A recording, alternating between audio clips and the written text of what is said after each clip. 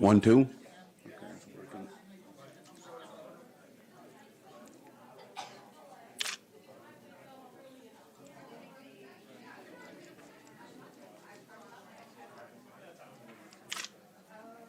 All right.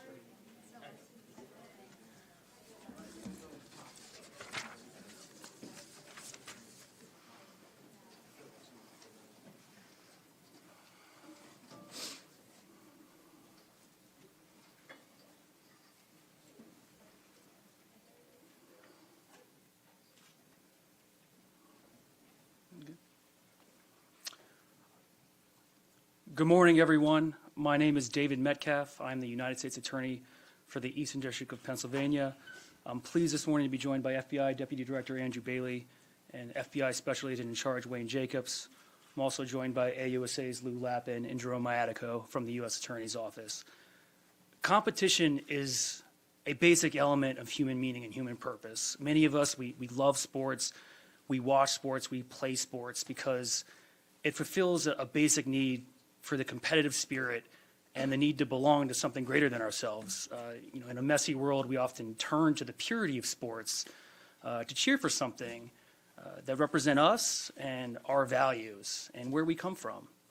When criminals pollute the purity of sports by manipulating competition, it doesn't just imperil the integrity of sports betting markets, it imperils the integrity of sport itself and everything that sports represent to us, hard work, determination, and fairness. And when that happens, the Department of Justice will step in to protect what is a sacred institution of American life. And that's what we're doing here today. We are stepping in, and our office is announcing criminal charges against 26 defendants that we allege perpetrated a transnational criminal scheme to fix NCAA Division I men's basketball games, as well as Professional Chinese Basketball Association games. In the indictment and related filings that we unseal today, we allege an extensive international criminal conspiracy of NCAA players, alumni, and professional bettors who fixed games across the country and poisoned the American spirit of competition for monetary gain. I encourage everyone to read the indictment, which was unsealed this morning. It alleges violations of sports bribery and fraud laws, but in its essence, this is a prosecution of the criminal corruption of collegiate athletics. And as we allege in the indictment, this was a scheme that spanned 3 years and eventually enveloped 17 NCAA Division I men's programs, dozens of college athletes, in fixed games. I'll speak for a moment about the indictment and encourage everyone to read it. It will spell out in detail the scheme. I will give an overview of it with two qualifications. The first is, at this stage, these are just allegations. Every defendant is presumed innocent until proven guilty beyond a reasonable doubt in a court of law. And second, again, I am just giving a sketch, an overview of the conspiracy. This conspiracy, we allege, originated on the other side of the world, in China, in 2022, with Antonio Blakeney, a former LSU All-American college basketball player and former NBA Chicago Bull player, who, with his co-defendants, Marvis Fairley and Shane Henin, first colluded to fix Professional Chinese Basketball Association games. I presume some of you are familiar with the world of sports betting, but I'll give you just a brief sense of the concept here. You can bet on sports to win or lose, but you can also bet on games in terms of whether a team will win or lose by a certain amount, and that's called a point spread. The scheme here was the defendants would identify a game in which a corrupted player had a team that was favored to lose, and then they would bribe said player to deliberately underperform so that his team would lose by more than they were favored to. They would bet for them to not cover the point spread. They started this scheme, again, with the Chinese Basketball Association, where Mr. Blakeney was playing. And Mr. Fairley, Mr. Henin, and Mr. Blakeney eventually made a lot of money. Mr. Blakeney was a standout star in the Chinese Basketball Association. He was averaging 32 points a game at the moment that this conspiracy started. In the first game, he scored 11 points. And they didn't cover the spread. And Mr. Fairley and Mr. Henin, who were professional sports bettors, would then wager substantial amounts of money based on this fixed game. The scheme proved lucrative. Mr. Henin, we allege, texted a Confederate that the only things certain in life were, quote, death, taxes, and Chinese basketball. And because it proved profitable, they decided to take their operation stateside to the world of NCAA Division I men's basketball. At this point in time, we allege that the conspiracy enlisted other leaders and fixers: Jalen Smith, Roderick Winkler, and Alberto Liriano. They picked these men because they were well connected in the world of college basketball. They knew the players. Many of them were players themselves. They were alumni. They were trainers. They were recruiters.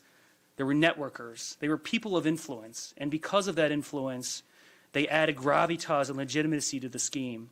And they were able to recruit players on NCAA Division I basketball teams to fix games. And how the scheme worked is Mr. Fairley, Mr. Henin, and these other leaders would bribe NCAA basketball players to the tune of $10,000 to $30,000 per game. The player would then agree to deliberately underperform in the game in which his team was favored to lose by a certain amount of points. They would then try to lose the game by more than that amount. So, for example, if a team was favored to lose by 4 points, the player would receive a bribe to underperform so that his team would lose more than that. They did so with carefully orchestrated FaceTime calls to obscure and prevent their communications from being intercepted and recorded. They recruited other players. They had players recruit their teammates. And this scheme and this conspiracy eventually mushroomed. It eventually enveloped 17 NCAA Division I programs, 39 players, and 29 games that we allege were either fixed or attempted to be fixed. I'm not going to go through every team, school, and game, but I think you all get the point. This was a massive scheme.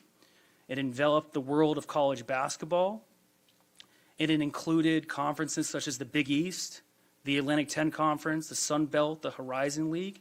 It involved games against nationally ranked programs. It involved games in the playoffs of conference championships. It was a significant corruption of the integrity of sports. Once a player received a bribe, Mr. Fairley and Mr. Henin would then place substantial amounts of money to the tune of hundreds of thousands of dollars per game to enrich themselves, to the tune of an aggregate loss of millions of dollars and fraudulent sports bets on bribed and fixed games. As we allege, this was a significant and rampant corruption of college athletics. I'll talk to you more about the significance of this case in a moment, but for now, I'll turn it over to FBI Deputy Director Andrew Bailey. Pleased to have you here, sir. Appreciate it. Thank you. Good morning, FBI Deputy Director Andrew Bailey. I want my presence here to emphasize the FBI's role in the investigation of a point-shaving and sports bribery conspiracy that spanned multiple years, crossed state lines, and extended internationally, involving NCAA men's college basketball programs. An investigation that led to the indictments that we've announced today. I'll take the next few minutes to reaffirm the FBI's unwavering commitment to protecting the American people and highlight the exceptional work of the FBI teams whose dedication and professionalism made these indictments possible. Over the past 2 years, the FBI's Philadelphia field office has conducted a wide-ranging investigation into a point-shaving conspiracy involving at least 15 NCAA men's college basketball teams. To date, several individuals have already been charged and held accountable. Today, as a result of the exemplary work of our Philadelphia field office, 20 additional defendants were indicted for their alleged roles in this scheme. Those who believed they could operate in the shadows, defraud the public, and escape justice were wrong.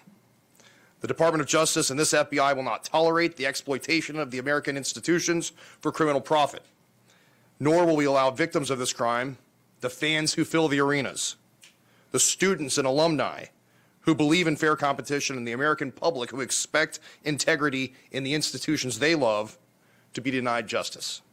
I'm proud to stand here today because of the outstanding work of the men and women of the FBI Philadelphia field office who led this investigation. I also want to thank our outstanding partners at the U.S. Attorney's Office for their leadership, coordination, and courage to bring the wrongdoers to justice. I want to recognize the critical support of all FBI field offices that contributed to this case. This case represents a powerful example of what coordinated law enforcement can accomplish. When individuals choose to manipulate fair competition, they do more than commit financial crimes. They erode confidence in institutions that bring Americans together. The FBI exists to protect that trust, and when it is abused, we act. To the honest athletes, coaches, and officials who compete with integrity every day, the FBI stands with you. To those who choose corruption, fraud, and betrayal, we will find you, you will be investigated, and we will hold you accountable. Thank you. With that, I'm going to turn it over to Special Agent in charge of our FBI field office here in Philadelphia. All right, thank you, sir. I do want to begin with a thank you to you. Your presence here this morning means a lot to the office, means even more to the case team. Thank you. Thanks to the U.S. Attorney's Office, U.S. Attorney Metcalf, to the prosecutors here for your work. Obviously, without your work and support with respect to this investigation, none of what we're talking about here would have been possible. The legitimacy of sports rests on fair competition, earned outcomes, and honest play. We expect athletes to embody the very best of hard work, skill, and discipline, not to sell out to those seeking to corrupt the game for their own personal benefit. When money is used as a tool to influence outcomes, it does not just taint a single game, it tears at the trust in the results that we cherish. The crimes alleged in today's indictment are not victimless.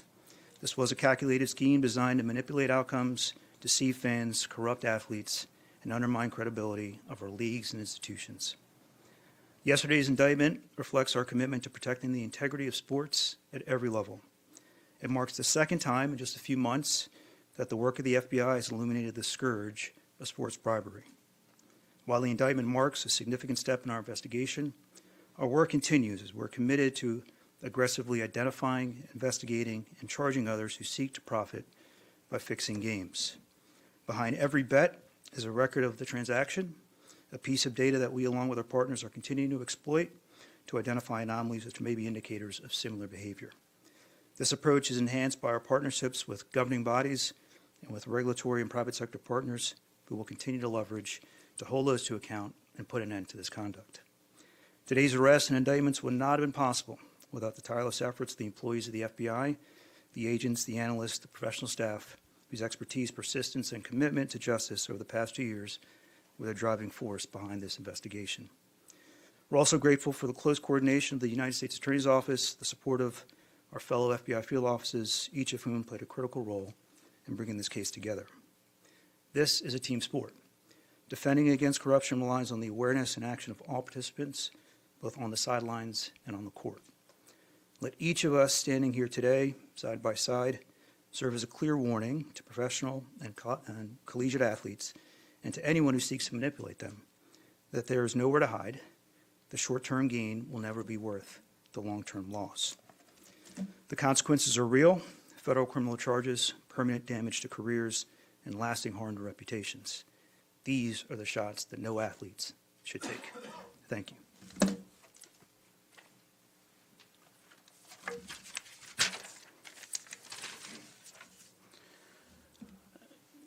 As the United States Attorney, I present this case in that capacity, but I do have to say that the true credit belongs to the line FBI agents and the two gentlemen beside me. They're the ones who built this case.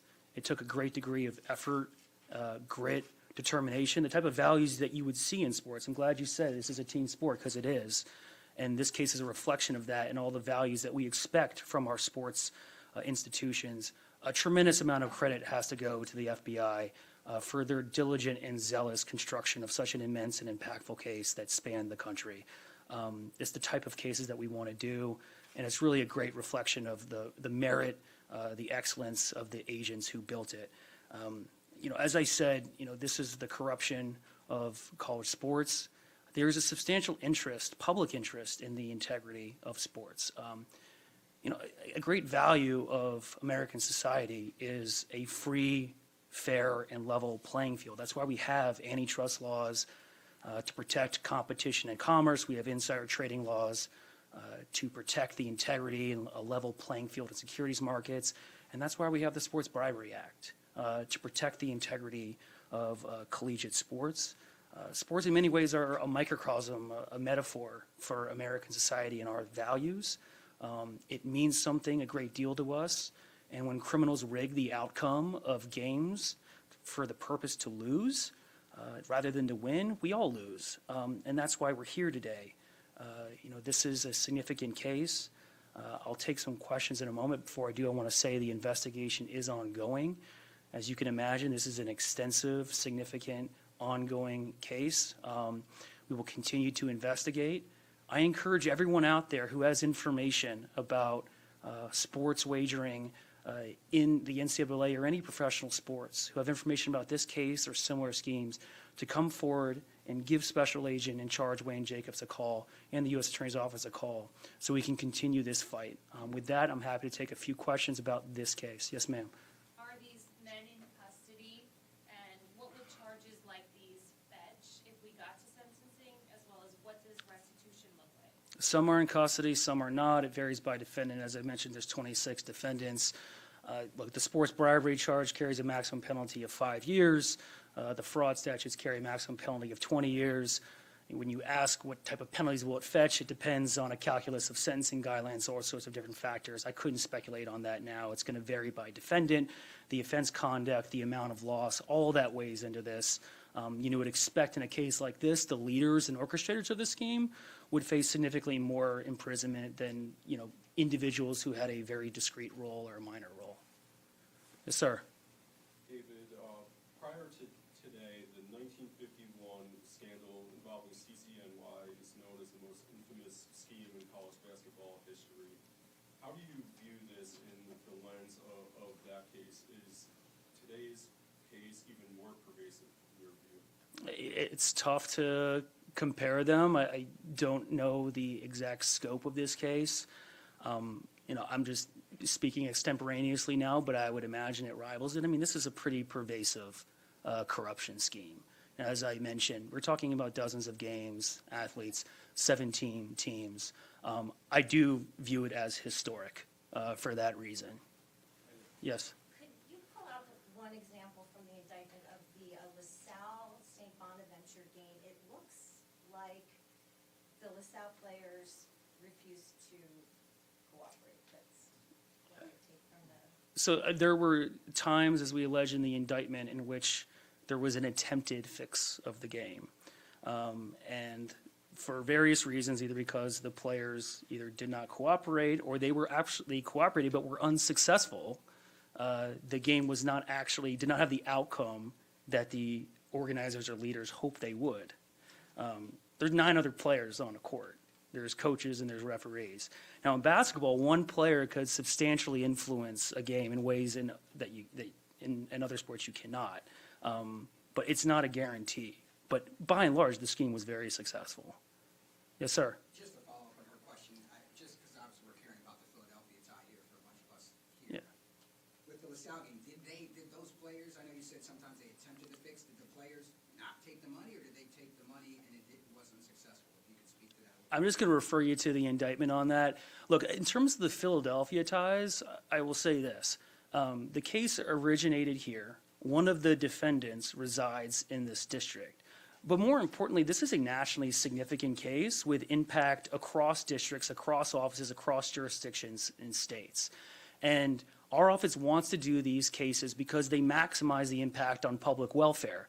And in a case like this, of this complexion and gravity, all sorts of offices could bring those cases. It's a testament to the excellence of the FBI agents and these 2 gentlemen that our office brought it. And as I've said before, these are the type of cases our office wants to do, and we hope there'll be more to come on this score. Yes? The 2 questions here real quick. The players that were caught, are they still in school? Have they been drafted by the pros? Do you have any idea what's going on? It depends. You know, it's tough to generalize when you ask questions about players. Some are professional basketball players in other leagues. Some are still in school. Yes, sir. Just 2 strong things. One, first of all, 5 of the players, and I believe it's under the league charged elsewhere. Why was that the case? And then secondly, obviously, 2 of the defendants that you charged were also charged in the Eastern District of New York for NBA poker gambling-related cases.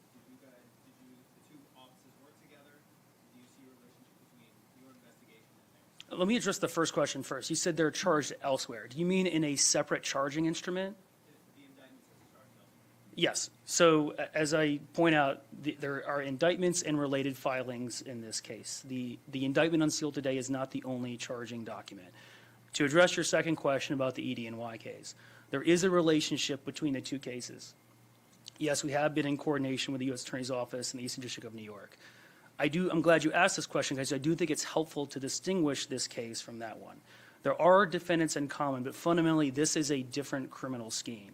If you read the Eastern District of New York indictment, it is fundamentally an insider trading case with a complexion of sports. The individuals in that case were making wagers on insider information, for example, injuries, to make money based on insider information, right? But there is a really important difference between wagering on predicted outcomes on insider information and wagering on determined outcomes, outcomes that you control. The former is a crime against sports betting markets. The latter is a crime against the sport itself. And that's what this case is about. That's what makes it different, in my opinion, worse. Yes? 2 questions. One, any connection to the Major League Baseball pitchers that are being investigated for? Not that I'm aware of. And then, I know you say millions of dollars. Any ballpark figure on how much these guys make? Millions of dollars. Investigation is ongoing. You know, I don't want to give you a number because it could change a week from now as we develop evidence. Yes, sir. What do you think it says about sports or society that these types of gambling investigations are becoming significantly more common? I'm a prosecutor, you know, not a policymaker. I can't speak to that. You know, he mentioned the 1951 case. There have been a spate of these gambling cases recently. Now, I will say that the evidence in this case shows that the monetization of college athletics and athletics generally through the liberalization and proliferation of sports betting markets, as well as the normalization of compensation athletics, furthered the enterprise in this case.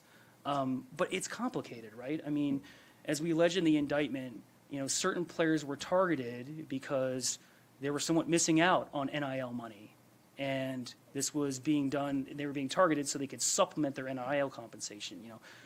Whether or not they would have done or not done a particular crime based on whether other athletes are being paid or themselves, I don't know. Again, that's the question for policymakers to answer. What I will say is this. We're not going to sit here on the sidelines while this regulatory landscape figures itself out.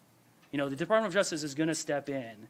As Deputy Director Bailey said, as Special Agent in Charge Jabe said, we're going to step in to combat the corruption of this sport. Regulators and policymakers, I'm sure, will have to adapt to this, and everyone's figuring this out. I'm a sports fan. We're all figuring out this landscape. But we're going to act to make sure that this doesn't happen. Yes? Last question I had was, the people that actually legitimately bet and legitimately lost, there's no recourse for them. They've lost their money. I have no idea. I mean, that's not our decision to make. If you're talking about whether the sports books will refund their money, that's a question for them. I will say that the victims in this case span every sector of American life. Deputy Director Bailey just mentioned the fans, right? You also have the honest athletes, the teammates of these players who are working their tail off. I'll speak personally for a moment. I'm a college athlete. Jerome's a college basketball player. We all wake up every day to hard work with a team. You mentioned the team sport as a collective. Sports taught me everything that I know. Every good quality I have is from sports. Hard work, adversity, learning how to lose. This totally flies in the face of all of that. And we lose a lot. Everyone is victimized by this case. It's not just the people who lost money on the sports betting games. That's what I hope I would convey to you, is to think of the victims in this case in a far more broad way. Yes, sir. Could you elaborate at all more on how these guys were so seemingly able to access so many players so easily?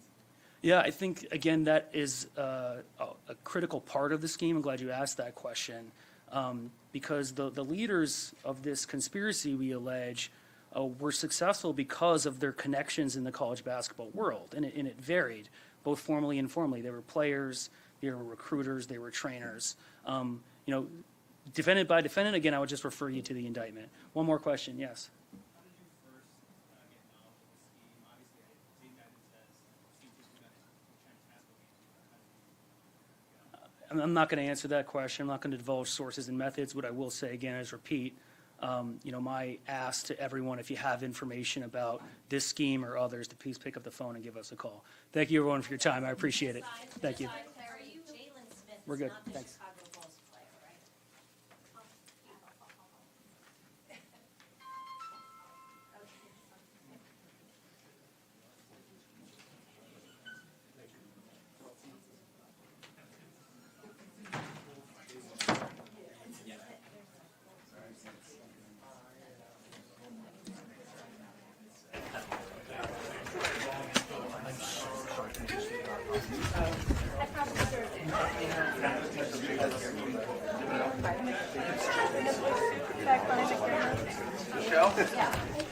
But it's not, it's just happening.